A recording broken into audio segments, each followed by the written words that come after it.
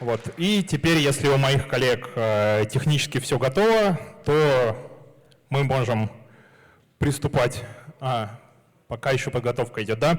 Ну, пока я расскажу, что следующим у нас планируется спикер, который, наверное, больше всего подходит для мероприятия, которое обозначено как чтение Адама Смита, поскольку лекция у него будет касаться непосредственно самого Адама Смита. Это Питер Беттке, американский экономист, современный классик австрийской экономической школы, профессор экономики и философии в Университете Джорджа Мейсона, вице-президент по исследованиям и директор программы Фридриха Хайека по углубленным исследованиям в области философии, политики и экономики в Центре Меркатус при Университете Джорджа Мейсона. Вот. Я так понимаю, там пока идет техническая настройка, подключение его. Как только будет готово, он появится на экране и сможем продолжить. All right, thank you.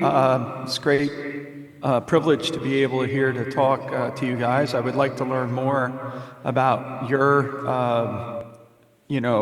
developments and whatnot. So I hope we can learn more about that as well. But I was asked to talk about Adam Smith and what Adam Smith can still teach us today about economic growth and development. And, we're coming up on the 250th anniversary of the Wealth of Nations.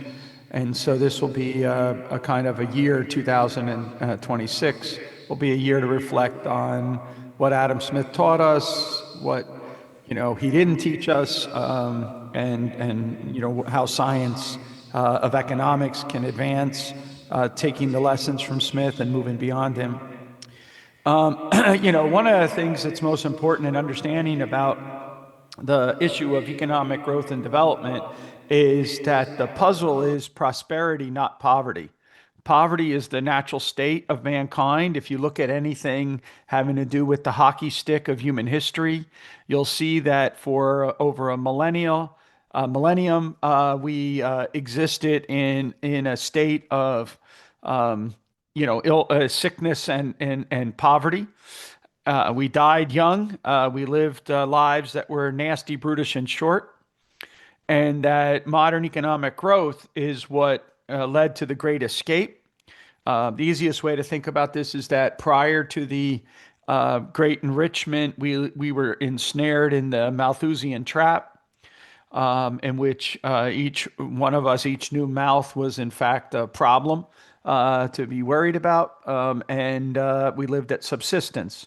And then, we had this tremendous increase in the productive capacity of mankind, and that draws all of our attention as economists. That's why Adam Smith's book is titled An Inquiry into the Nature and Causes of the Wealth of Nations.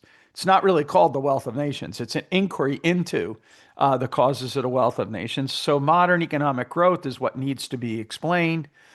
How and why did it happen? So a great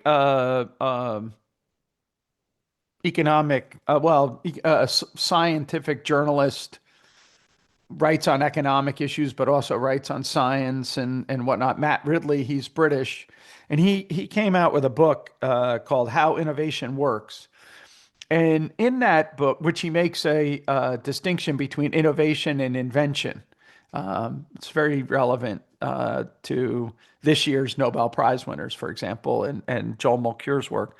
But Matt Ridley has a great line in that book, and he says, innovation is the child of freedom and the parent of prosperity. And I think if you unpack that sentence, you can learn a lot about what's going on with Adam Smith's message to us. So what is it that makes innovation possible? What is it that makes innovation spread? What is it that makes a economy a constant innovation machine, which is what modern economic growth results from. So let's think about this and go back to the Wealth of Nations. What Smith argues in the Wealth of Nations, very early on, it's in the notebooks that lead to the book. He summarized the position as he says, peace. All that it takes to move from the lowest forms of poverty to the highest forms of opulence is peace, easy taxes, and a tolerable administration of justice. Of course, there's a lot left unsaid there, like what's administration of justice, what's a tolerable level, all kinds of things like that. That's, of course, what we, continue to work on and ask that question. But the key issue is he says that if you allow for this, peace, easy taxes, and a tolerable administration of justice, all else will take place in the natural course of things. And any effort to thwart the natural course of things will end up in poverty and tyranny. So this is the bold claim. The details of the arguments are such that he starts out basically making the argument for the institutions that coordinate decentralized market exchange very early in the beginning of the book. For those who are part of an Adam Smith Institute, this is probably not anything new or novel, but in the very beginning of the book, he gives us the story of the common woolen coat that ends up on the back of the day laborer. This is similar to later efforts by Leonard Read, for example, to explain, I-pencil, where the pencil ends up in the hands of the student in school. Or Russ Roberts explaining how loaves of bread, kind of thing. It's about the coordination of division of labor throughout society. And in order to do that, you need to have certain institutions. And those institutions were laid out by Smith's friend David Hume in the Treatise of Human Nature as property, contract, and consent. And you have to have stability of possession, transference of those possessions only by consent, and the keeping of promises. If you don't have that, solve for the equilibrium, right? In a world where you don't have possession, stability of possession, you transfer property not by consent, but by force, and no one keeps their promises, you're not going to be able to get kind of advanced material production. And so this is the first thing that we must understand is the role of property, prices, and profit and loss in coordinating decentralized exchange amongst often socially distant and physically distant individuals. The other idea is how about when we try to supersede that exchange and production process? Well, what Smith refers to that is the fatal conceit of the man of systems. So the man of systems quote is from the Theory of Moral Sentiments, but he revisits it again often in The Wealth of Nations. In particular, the paragraph right before the invisible hand talks about the problem of the statesman who loads himself with the responsibility of trying to supersede the invisible hand.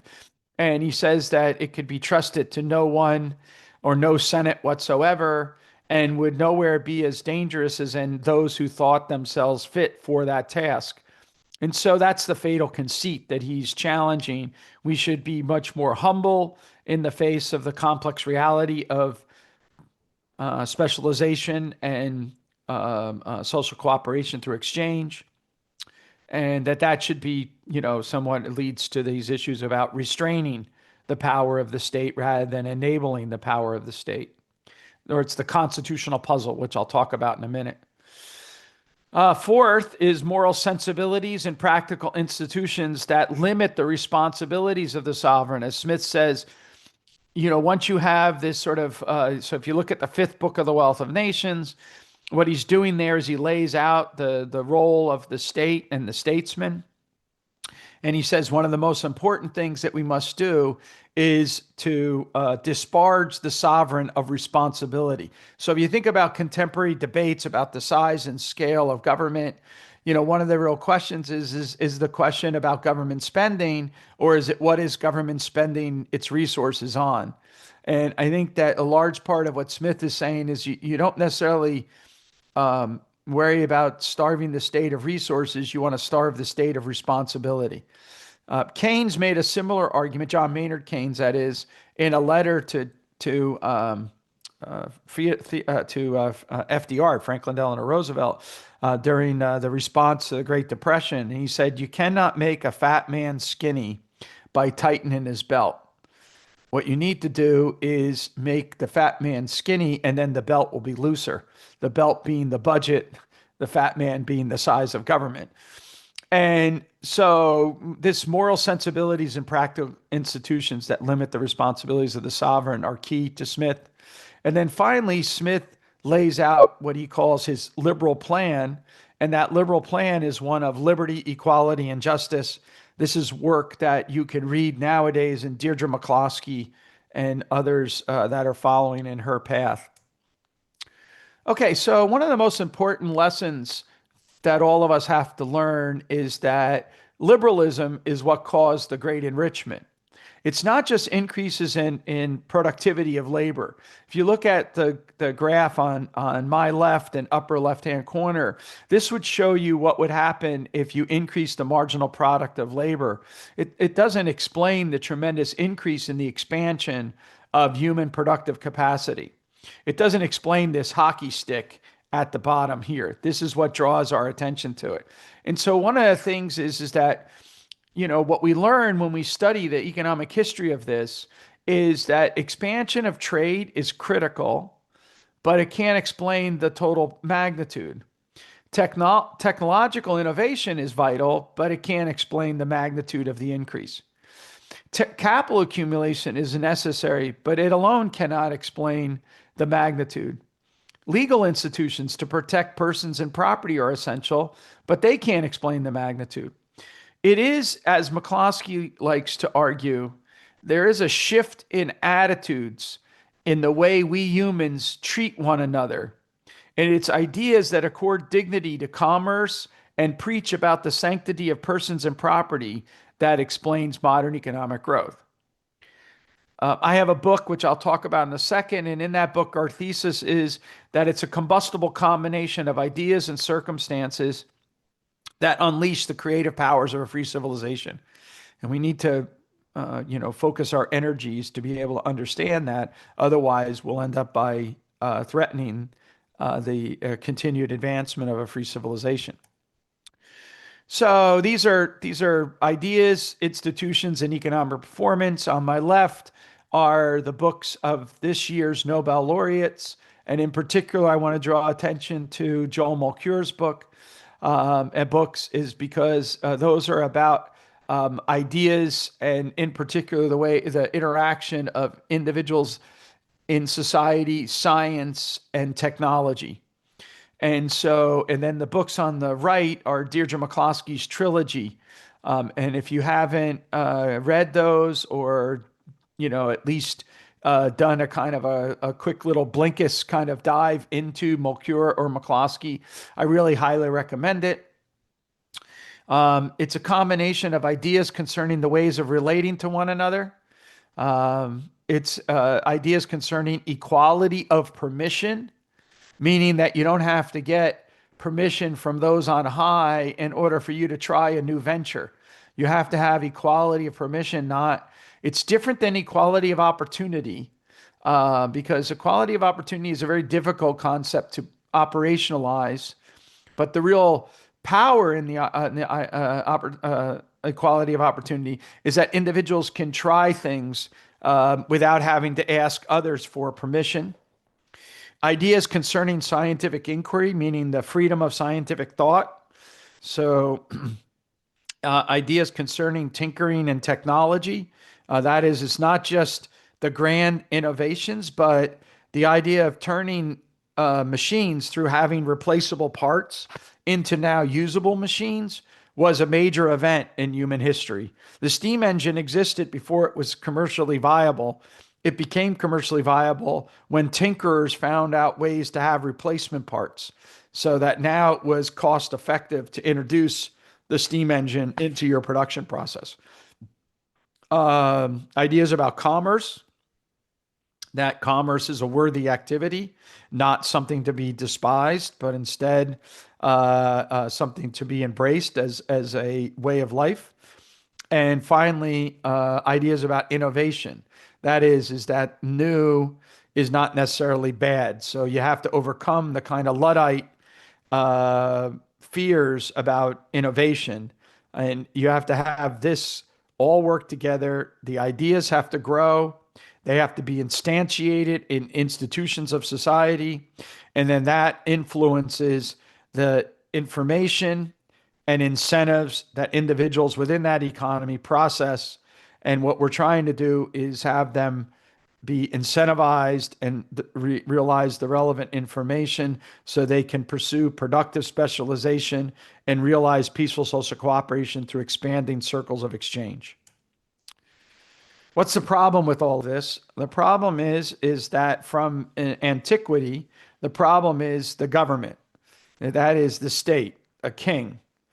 All right. Liberalism was born in an effort to overcome the dogma of the altar, the subjugation by the crown, the violence of the sword, the drudgery of the plow, the bondage of slavery, and the special privileges of the mercantilist elite. That's what liberalism is about. It's an emancipation from all of that. In the process of that, liberalism was tied up with a constitutional project. So we must first empower the government and then constrain the government. We have to have a protective state which enforces through courts and defense the laws of the land. We have to have a productive state, supposedly, that provides public goods such as roads, schools, libraries. And then we have this worrying thing, which is the predatory state, which is the state that's going to use its power to concentrate benefits on well-organized special interest groups and disperse the costs among the mass of citizens. This concern with the government, as I said, goes all the way back to antiquity. You can find it in 1 Samuel in the Bible, in which the Israelites ask the Lord to have a king, and the Lord tells them, you don't want a king. The king will send your sons off to war, your daughters into service, and confiscate your wheat. And the Israelites said, no, we want to do that. And so they got given a king, and then the king did exactly as the Lord promised. And then the Israelites turn back and say, like, why, Lord, why? And he says, well, you got a king, right? So this leads to this idea of needing countervailing powers. The story of Gilgamesh and Enoch in ancient Samaria is a similar story. The good king Gilgamesh is a good king, but he suffers from the temptations of a king. So a countervailing force must be created, a giant beast to counteract Gilgamesh, and that's Enoch. So you have countervailing powers that check each other. And this is the idea of divided powers, the various different branches of government to checkmate, so that ambition can be used to check ambition. And then the question is, can we correlate that with the sort of takeoff period where we found a way to empower yet constrain the powers of the government so that it can pursue the protective state and productive state without unleashing the predatory state? And as we all know from our sad experience of the 20th century, this puzzle continues to get harder and harder as we go along. So why does this matter? Is because there's two natural propensities in mankind. One of them is from Thomas Hobbes, which is a propensity for us to pillage and plunder, especially those who do not look like us. So life becomes nasty, brutish, and short because we're trapped in a violence trap.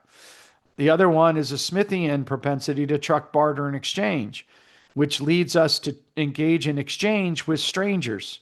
And so we end up by, in the company of strangers and expanding our trade.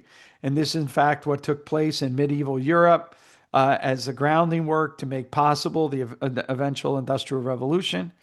It made evolutionary adjacent, the Industrial Revolution possible. And so the question is that what are those institutional arrangements that are conducive to individuals pursuing productive specialization and peaceful social cooperation? In other words, what are the ones that steer us towards trading with one another rather than engaging in raiding of one another? And those are, as I mentioned earlier, stability of possession, transference by consent, and the keeping of promises. So we can see this in the data. All you have to do is look at economic growth and development across the world, and then correlate it with property rights, security of exchangeable and enforceable property rights, or economic freedom. And one of the things that you see is that there's a tight correlation between countries that score high on economic freedom and those who have experienced the highest per capita income levels. And why is that the case? We have secure and exchangeable property rights that enable investment, innovation, and market efficiency. They foster accountability and cooperation by limiting access and assigning accountability. And they are foundational for economic growth. They steer us towards productive entrepreneurship in trade and in technology, and away from unproductive entrepreneurship in rent-seeking behavior or confiscation. So this leads us to, these great entrepreneurial thinkers of modern times. So the Nobel Prize, as I mentioned, went to Joel Mokyr. That's on the culture of economic growth, but it also went to Philip Aghion and Howitt, and both of them work on the field of entrepreneurship and creative destruction. So we have this, entrepreneurial filtering process. Israel Kirzner was a colleague of mine at New York University, as was Bill Baumol when I taught there. They were senior scholars that I learned a tremendous amount from. Kirzner's focus was on alertness to opportunities within an economy, while Baumol's was on the allocation of entrepreneurial effort towards either Kirznerian or the Schumpeterian sense. So do we pursue arbitrage? Do we pursue innovation or creative destruction? And so the key thing for our conversation is institutions shape productive versus unproductive entrepreneurship. All right, so this is my new book. It's with my colleague, Rosalino Candela. I distributed a PDF of the book. And the basic bottom line of the book, very simple, is that institutions matter for the wealth and poverty of nations and for the freedom and liberty of individuals. Entrepreneurship is filtered by on-the-ground operating rules of the social game we are playing. And rules and markets co-evolve through time. And so is the transition to the market too important to left of the market? That was an old question that I asked when your society was going through transition. And my answer then and my answer today is no. What we need to do is rely, in fact, on the co-evolution of markets and the institutions that are conducive to economic growth and development, not have them sequenced. All right, so back to Smith. These are just a few quotes from Smith that I wanted to have stick in your head. It's the great multiplication of the production of all the different arts and consequence of the division of labor, which occasions in a well-governed society the universal opulence which extends to the lowest ranks of the people. So in Smith's, story, what it's happening is that, you're having this experience of economic growth, but then the issue is that the poor are actually getting richer than the rich are getting richer. It's not that the rich don't get rich. They continue to get rich, but the poor get richer at a faster rate than the rich get richer. And that's one of the reasons why you see, or what Milton Friedman used to say, in a rising tide, all boats are lifted. And this is what Smith's proposition is here. What's the examination that does that? All right. That is going to be the division of labor guided by the self-interest of individuals, right? It's not from the benevolence of the butcher, the baker, or the butcher, the brewer, or the baker that we expect our dinner, but from regard to their own interest. And this is the quote that I started with, which is that little else is requisite to carry a state from the highest degrees of opulence, from the lowest degrees of barbarism, but peace, easy taxes, and a tolerable administration of justice. All right, so how does this relate to the teaching of economics? We're all fascinated by this puzzle of, as Deirdre McCloskey might put it, whoop, and right here is where we need to focus our energies on, because, oh my God, it's like this tremendous, amazing, takeoff. And the problem is that our standard economic models, our sort of growth models or whatever, leave steps missing that we need to fill in. And those filling in are institutions and economic practices. So property rights, price theory, and the political economy of development is what all of you should be studying to examine bringing Adam Smith to life today. We find those institutional foundations in ethics, in law, in politics, and social mores. So any political economy that doesn't take into account those foundational issues in ethics, law, politics, and social mores is going to be having a missing gap. And we study how these alternative institutional arrangements impact the productive capacity of mankind and the ability of us to realize all the gains from exchange and to discover all the least cost technologies. Just to step back for a second and relate it to the whole debate over socialism, the issue on the debate over socialism was rational economic calculation under socialism. And the reason why it was called rational economic calculation is you're trying to sort using the tools of reasoning, right? So an investor is deciding, to sort, from the technologically feasible array of projects, which are the ones that are most economically viable and rewarding. And how do they know that? And they know that because they rely on the ability to engage in economic calculation using relative prices and the accounting of profits and losses. That's how they're going to, be steered in their direction. And so the reason why that matters for the wealth and poverty of nations is precisely because what you want to do is be able to produce more with less, not less with more. The term rational came actually from the Marxists. It wasn't from the economists. The whole idea that Marx had in mind was the rational production of goods and services by making the invisible hand come to the forefront, by abolishing private property and commodity production, and instead having production for direct use. We were going to rationalize the process of production and lead to a tremendous burst of productivity so we could move from the kingdom of necessity to the kingdom of freedom. And it's in the kingdom of freedom that you would end up by abolishing class interests and all the rest of the stuff that you've heard about a lot. But so the issue is that what really matters is the fact that that very means, socialist means of abolishing private ownership is going to eliminate, by definition, the very mechanisms that allow us to sort from the array of technologically feasible to those which are economically viable. And as a result, we end up by producing less, utilizing more resources, which makes our country poorer rather than wealthier. So the wealth and poverty of nations turns on getting property rights right. And so that's what we need to turn our analytical gaze to. So what are these enduring lessons? Markets thrive under liberty, institutions emerge spontaneously, and economic history teaches us very usable lessons that we should be paying attention to.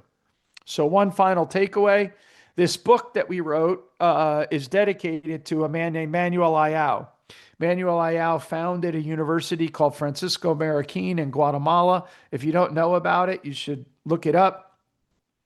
And he wrote a book about the sort of non-zero sumness of trade. And so our book is dedicated to him. That's why it's published. He would be 100 years old this year. That's why it's published with that particular press. And so the basic takeaway from our book, The Historical Path to Liberty and Human Progress, is that liberty promotes exchange. Exchange generates prosperity. Prosperity then reinforces institutions. Those institutions then lead to liberty. So the whole point about the historical path to liberty is that it results from the accumulation of liberties over history until you reach a point in which the accumulation of those liberties result in a system of liberty.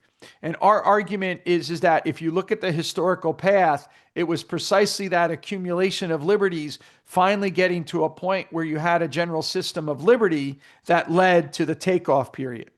Okay? So it's this virtuous cycle of the division of labor is limited by the extent of the market. You grow the market, you get more refined division of labor, therefore greater wealth, productivity, and you get more market, you get greater growth. And it just continues in a spiral like that. Ideas either raise or lower the costs of implementing and complying with institutions of liberty. So we want ideas of liberty plus the institutions of liberty is going to give us human progress in arts, sciences, and commerce. And finally, as Manuel Ayau says, the enforcement of property rights fosters the peaceful and voluntary society, which is what it is that we're trying and striving to get at. Okay, so I will stop sharing, and I hope that was in time so we can have some questions.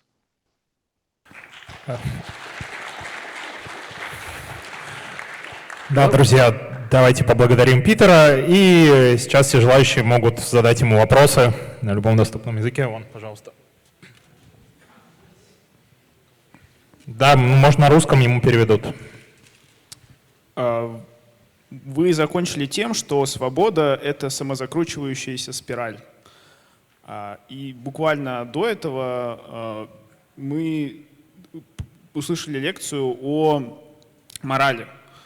Как, на ваш взгляд, какие индивидуальные особенности морали в обществе должны быть, что они могут порождать начало этой спирали? Какие основные моральные установки, на ваш взгляд, порождают закручивание этой спирали?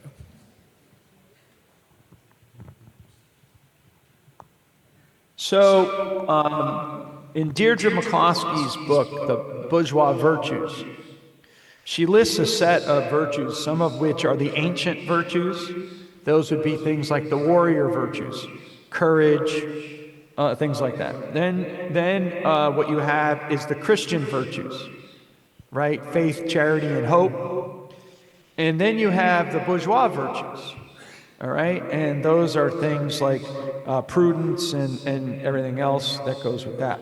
Her argument, right, wisdom, prudence meaning, wise judgment over things, not, being able to calculate, things like that. So to me, I think the key issues is how in those list of virtues are the ones that are conducive to the commercial society. And so it's not that there's any one religion or any one moral teaching. Some of them are connected. So we have a lot of, people who pursue things about the Protestant work ethic. We have people who pursue things about Catholicism. Rodney Stark is most famous for the Catholicism thesis as the foundation for capitalism. Max Weber is most famous for the Protestant work ethic and the rise of capitalism. There's a tremendous work by a Middle Eastern scholar named Timur Kuran, who has addressed the issue about whether or not Islam as such can be conducive to modern economic growth.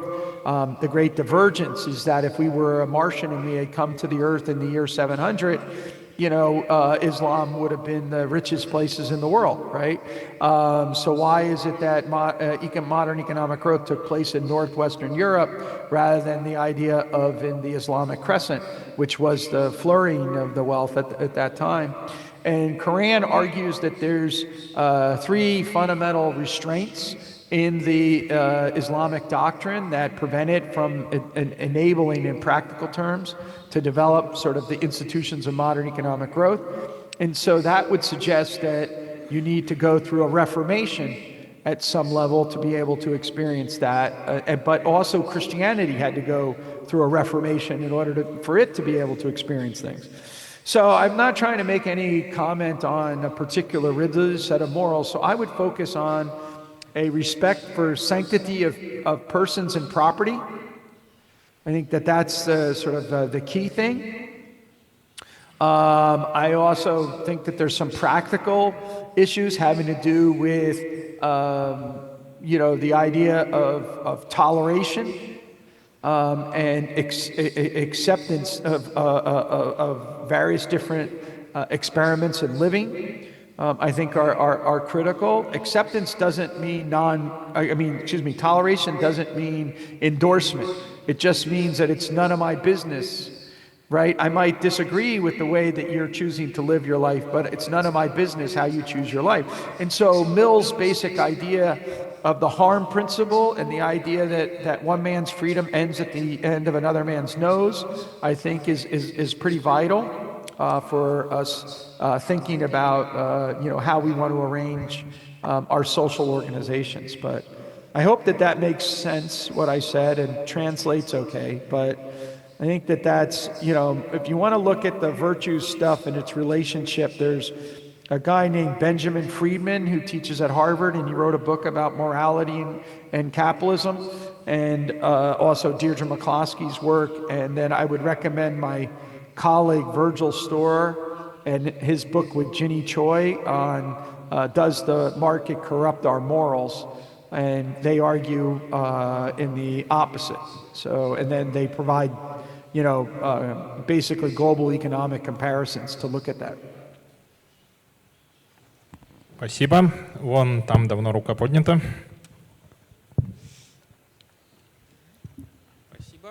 So, thank you for your presentation. You said that the liberalism and the accumulation of liberties caused the great enrichment. And you also said that the liberalism is the idea of keeping government in check. But actually the government, say the England government, was much more weaker in early middle centuries than it was in 18th century when the Great Enrichment started. And why is that? So maybe the problem is not that the government was strong, but that the governments itself, the style of governments was bad. So, remember in the story that I'm telling, if you look at that, and let's say that we start at something, let's say we're going to look at England and we start with the Magna Carta, okay? So date the Magna Carta. You know, that's 1200, right? And I'm talking about a takeoff that takes place in the late 18th, beginning of late 18th, all the way into the 19th century. So imagine 1754 to 1854 is the kind of time frame that we're talking about here. And so what's different across those lines? And I would contend that you're not wrong that the state at an earlier stage had less capacity to domineer over its citizens. Though, of course, we were at war all the time, right? Remember 100-Year War, all these other things like that. So let's not romanticize. And we were ensnared in violence. Look at like any of the data on, you know, village murder, all these other kind of things like that. It's you know, we were not, you know, friendly people to one another. So it's not like David Graeber's, like we're hanging out in all like communal love or whatever. We're actually literally at each other's throats in many ways. But it's not just the state that's doing this. And so this is why people call it state capacity, right? Because they argue that there had to be a kind of a level of the state effective governing that was able to provide the basic security of rights. And so it's definitely the case that you need security of property rights. This is Doug North's idea, right? Which is that the state is the greatest source of development and the greatest source of the destruction of development. Because the state, a state that can clearly define and enforce property rights is also going to be a state that can confiscate property rights anytime it wants. And so how do you tie the ruler's hands? So what I was talking about is those mechanisms of tying the ruler's hands so that we can get remember the slide that says that you're going to try to enable the productive state, but constrain the predatory state. And it's that puzzle of trying to think through how we overcame that was the reason why some countries are rich and other countries are poor, is the hypothesis. So, yeah. So it's not so much, that goes back to the issue about scale and scope. It's not so much that you were measuring size of government, but actually what array of activities government is responsible for and what activities are allocated towards private citizens so they can do their make decisions themselves. They would have the ability, as McCloskey puts it, to give it a go. And so back in that earlier period, when you're talking about government being smaller, we also had other kinds of institutions which were very constraining of economic development. For example, the guild system and you know, the way in which apprenticeship worked. And so you didn't really have free labor markets. These kind of issues which are quite damaging to the ability of an economic system to flourish. Спасибо. Вот третий ряд можно.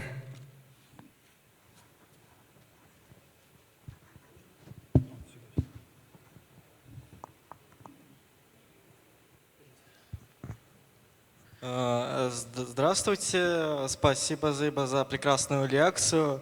Для меня, как исследователя анархокапитализма и австрийской школы, я защищал диплом в МГУ по теме анархокапитализма, и мне было бы интересно ваше мнение, это не совсем по теме лекции, но насчет теории ваших современников, ваших коллег по вашей австрийской экономической школе, таких как Ханс Херман Хоппе и Хесус Уэрте-де-Сотте, потому что условно в австрийской школе можно проследить разные мнения, какой должен быть порядок общественного распределения власти, потому что условно Людвиг фон Мизес считал то, что больше всего для рынка подходит демократия,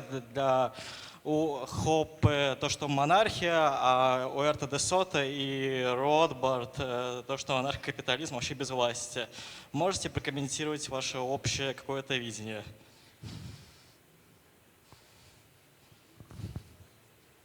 So that's a great question. It occupies a large part of my own research. I just am publishing a paper. If you email me at my university email, it's just pbetke@gmu.edu. I will send you a copy and some reflections on this. So the Austrian school has always been one of a large, diversity of opinions. It's never just lockstep from the beginning. Most of those are scientific and very subtle issues having to do with monetary theory, capital theory, even, the nature of the market. Think about the debate I mentioned here between Schumpeter and Kerzner. Is the market equilibrating or is it disequilibrating due to the innovation? These are a very subtle difference of opinion between two luminaries within the history of the Austrian school. And Hayek and Mises had a lot in common, but they also had very subtle differences. And again, if you email me, I can send you my book on Hayek, which sort of talks about some of these things as well. On this question of government, this of course is there's also an issue having to do with the tone and rhetoric of different thinkers. So there's a huge difference between the way Murray Rothbard writes in Man, Economy, and State and the way he wrote in the last decade of his life when he was writing more polemical tomes, what was called paleo-libertarianism. Or even in libertarian circles, the way if you read For a New Liberty, that's a much more progressive version of libertarianism than, say, when you read the Paleo-Libertarians, which is a much more conservative version of it. Hoppe is part of the Rothbardian tradition of that last decade of his life, rather than the earlier Rothbard. I think it's important to keep that in mind. There's different distinctions over time in that. And what Hoppe is trying to make an argument about is the time horizon of the leader, and he makes an argument that a hereditary monarchy has a better incentive to follow good economics rather than a modern democracy, which has a strong incentive to do things that sound good even if they don't do good, because that's what wins them election. And so democracy is the god that fails, right, in this regard. Mises, on the other hand, thought that democracy was the outgrowth of liberalism. Now, keep in mind that when Mises or Hayek are talking about it, so if you read The Road to Serfdom The road to serfdom does not say that socialism is incompatible with liberalism. It says that socialism is incompatible with democracy. But by democracy, what he means is liberalism, because at the time he was writing, democracy meant a lot more than just simply one man, one vote, majority rule, which is what it became to mean, which is what Hoppe's challenging. And instead, what was understood by democracy was this way of interacting with one another. We are one another's dignified equals, not equal in our talents or in our looks or anything like that. We're equals in terms of before the law. We're one another's, equal in the sense that we all have equal standing before the law, including those who claim to have privileges.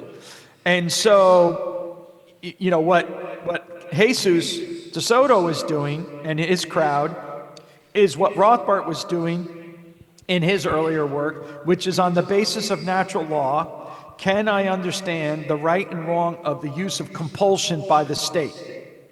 Right? So, this puzzle that was raised in the question about the state, the Northian idea is that you say you have a large circle of the nexus of voluntary exchanges.